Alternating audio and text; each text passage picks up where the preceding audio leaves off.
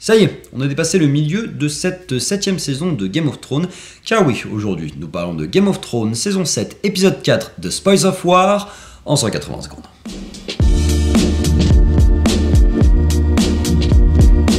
Après l'épisode précédent, s'étant réglé au jet de dés avec des double 6 façon risque, ce 4ème épisode de Game of Thrones décide de pousser un petit peu plus son intrigue de manière un petit peu plus intelligente, en prenant un peu plus son temps sur les batailles, parce que bon, on a discuté pendant 6 saisons, donc il était temps quand même qu'on se foute sur la gueule à un moment donné, et ça marche plutôt très bien. Ça marche très bien parce que l'épisode a l'intelligence de focaliser ses intrigues sur deux lieux principaux. Et même si on a des sous-intrigues, elles paraissent assez majeures parce que on passe pas d'un lieu à un autre, un lieu à un autre, un lieu à un autre. On n'a pas 7 lieux différents. Donc effectivement, on a des intrigues sur plusieurs personnages, mais focalisées sur deux lieux. Winterfell et du côté de Daenerys à Père Dragon. Tout ça permet du coup, dans sa première partie d'épisode, de poser des enjeux, je pense, pour une éventuelle saison 8, en tout cas sur tout ce qui va être marcheur. Avec le retour d'Arya à Winterfell, avec le fait que Sansa dirige là-bas, avec le fait que Stark soit dragué par Littlefinger, et qu'on a une vraie sensation de nostalgie sur ce retour des Stark à Winterfell, ce qu'on attendait depuis la fin de la saison 1, où ça commençait à partir en cacahuète. Si je peux me permettre un petit astérisque, je dirais juste que du coup j'ai un peu de mal, moi personnellement, à croire au jeu de Sansa, de Bran, de Arya. C'est pas des mauvais acteurs, c'est juste qu'ils ont pas le charisme pour être des poseurs, comme l'était leur père, comme l'était Sean Bean, et du coup ils n'arrivent pas à jouer cette facette-là de leur personnage. Et c'est con, parce que sur le papier c'est pas mal, je trouve que sur le papier le personnage d'Arya est vraiment cool, mais elle m'a tellement insupporté au cours de ces 7 saisons, on a vu tout son entraînement, et quand elle mangeait du pain, et quand elle buvait de l'eau, que là...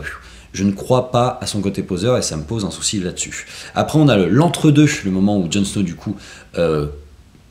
approfondit le background sur les marcheurs blancs aux côtés de Daenerys, qui est donc finalement prête à l'aider, et les conséquences de l'échec du plan de Tyrion par rapport à Daenerys. Et c'est là qu'attaque le gros de l'épisode, avec cette scène de bataille contre les Lannister qui ont tout juste récupéré l'argent pour pouvoir rembourser la couronne de fer, je crois que ça s'appelle comme ça, et ce plan-là, cette bataille-là est vraiment folle, parce qu'elle prend du temps, parce que elle a une vraie attitude de poseur sur tous ses personnages. On n'a pas de mort ridicule comme était la mort de Ned Stark, de Robb Stark, qui pouvait être utile à l'intrigue, mais du coup là ça suffit, on a besoin vraiment de personnages de poseurs, et comme on nous a refusé de prendre du temps sur la bataille précédente, celle-là prend d'autant plus d'ampleur qu'on a le droit à une vraie arrivée héroïque. Et en plus, ce que je trouve très intéressant dans cette bataille, c'est qu'on a envie que les deux parties gagnent.